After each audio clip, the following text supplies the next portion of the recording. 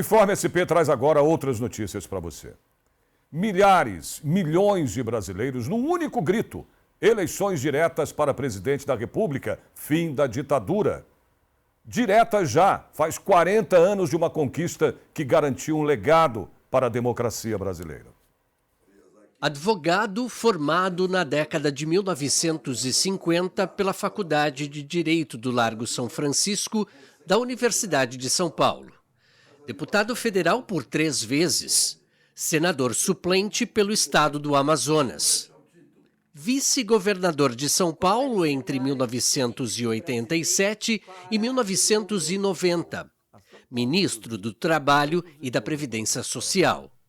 Aos 95 anos de idade, o político brasileiro Almino Afonso lembra o movimento das diretas já. Era direta já, era direta já. Isso foi uma coisa extraordinária, porque essa sequência nasceu em São Paulo, na Praça da Sé, naquele grande monumental comício. Como nasceu esse aí? Montoro era o governador, eu era secretário metropolitano. Tudo porque toda a campanha nesse instante era contra o regime vigente. Não pode me ignorar. Aí não parou mais, né? Então, para dizer, o comício das diretas ali foi a direta da democratização. Jornalista e autor de 4 livros, Almino Afonso acompanhou de perto as manifestações da imprensa do processo Diretas Já, que clamava pelo direito da realização de eleições presidenciais no Brasil. O que eram os jornais da época? Né? A televisão não existia. A rádio era lateral. Era o jornal. Em São Paulo era a Folha, o Estado de São Paulo, o Correio Brasiliense, estes que, na verdade, criavam ou não criavam os fatos, as manchetes. Como a imprensa tinha um papel excepcional. Excepcional. Quinta-feira, 26 de janeiro de 1984. Um dia depois do comício em prol das diretas já, realizado na Praça da Sé, na capital paulista, a manchete comunicava a presença de uma multidão pedindo o direito ao voto. As palavras no jornal eram um elo entre a população e a imprensa que queriam um novo tempo na política brasileira. No início das primeiras manifestações em favor das diretas já, grande parte da imprensa apoiou o movimento de forma tímida. Ao longo dos meses, a defesa era muito mais visível. As críticas aos militares se tornaram severas nas inúmeras publicações dos jornais mais lidos em São Paulo. Algumas impressões assumiam um caráter de militância. Nas revistas e em brochuras, além das reportagens, as charges eram um exemplo de proteção contra o regime ditatorial. E é possível observar essa realidade por meio de uma publicação do jornal Folha de São Paulo de sexta-feira, 27 de abril de 1984, 2 dias depois, então, da emenda Dante de Oliveira ser rejeitada no Congresso. E aqui o colega jornalista diz o seguinte, olha, diretas já uma nova fase. O texto ele é muito curto, mas ele diz assim, o objetivo continua o mesmo, a conquista de eleições diretas já para presidente da República.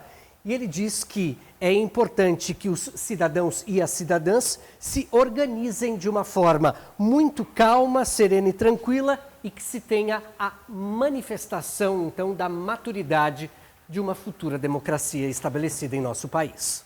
Nesta foto, o futebol brasileiro representado na bandeira pelas diretas já. Foi uma junção de pessoas muito cultas, inteligentes, experientes, misturada com uma juventude, também com conhecimento, mas com aquele motor ainda funcionando em alta velocidade, né, que foi uma mescla. Ex-jogador de futebol, atual comentarista esportivo, Walter Casagrande, ou Casão para muitos que acompanharam a carreira dele no Corinthians.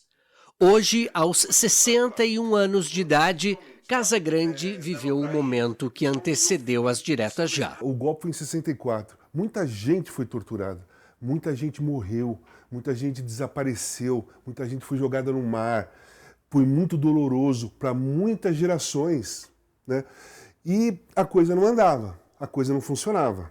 E deu uma queda, eu sentia uma queda de força, sabe? O pessoal estava perdendo um pouco a força. E de repente veio essa manifestação da anistia, que era para os presos políticos, os caras que estavam exilados. Ali foi uma grande vitória, ali deu um gás. O quadro Presente de um Amigo eterniza a amizade e parceria com Sócrates, um dos ídolos do futebol nacional e um dos responsáveis pela democracia corintiana na década de 1980. O Corinthians, daquela época, ele era uma república, dentro de um Estado gigantesco, porque nós ali dentro vivíamos democracia, que era uma palavra proibida na época, vivíamos em liberdade, falávamos aquilo que a gente podia falar, que a gente queria falar, se posicionava, saía lá de dentro para se posicionar também, enquanto as outras pessoas todas tinham receio de fazer isso. O Magrão, Sócrates, sempre falava muito assim para mim, caramba, sabe o que acontece? Você é o motor, sabe? Às vezes está tudo calmo, você chega e fala assim, meu, você viu o que o cara falou lá? Nós precisamos fazer alguma coisa e dava aquela mexida no ambiente. Então era isso mesmo. Eu era um representante da juventude. A representatividade ultrapassou os muros do time de futebol e subiu nos palanques pelas diretas já e o desejo de democracia. Artistas, né, músicos, enfim, de todo o pessoal da arte que já estava meio que desgastado daquela luta toda, já tinham sido exilados, já tinham sofrido. Pô, pegaram um gás naquela democracia corintiana. E aí a coisa cresceu. 40 anos se passaram. Da lição aprendida pelos direitos ao voto, ficou a certeza. O que vale é a vontade de cada brasileiro. Eu amo a democracia. Sou apaixonado pela democracia, sabe? Não existe uma coisa mais linda e mais gostosa para se viver como viver em democracia. Não existe, sabe?